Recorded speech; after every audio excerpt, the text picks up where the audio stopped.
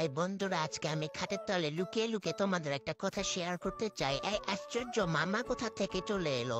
আরে বেটা, একটা কথা শেয়ার করবো, সবাইকে ডিস্টার্ব না করলে হয় না আমাকে। তোর ভালো লাগে না। আচ্ছা যাই হোক, কথাটা হলো আমার আজকে মন ভালো নেই, কি করব বলো তো? বারান্দায় এসে একটু বসে আছি, এমন সময় নানি আমাকে এসে কি বলে জানো? বলে কি, এই মিগি ক্যাট ফুড খাবি?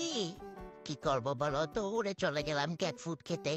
উফ, এদের জ্বালায় আর বাঁচি না। এরা আমাকে ক্যাট ফুডের লোভ দেখিয়ে একদম কচলিয়ে পচলিয়ে কি যে করে, খাটের তলা থেকে বের করে আমাকে চটকানো শুরু করে ক্যাট ফুডের লোভ দেখিয়ে। পরে আর ক্যাট ফুড দেয়ও না। এই যে আমি এখন ক্যাট ফুড সামনে নিয়ে বসে আছি। দুঃখের বিষয় হচ্ছে, আমার দুঃখ কেউই বুঝে না আসলে। কে বুঝবে? কাকে বলবো আমার দুঃখ? হুম, তোমাদেরকে বলবো? তোমরা কি বুঝবে আমার দুঃখ? আচ্ছা যাই হোক, তোমরা মনে হয় বুঝবে না। আমি এখন ঘুমাই যাই, ভালোই লাগে না।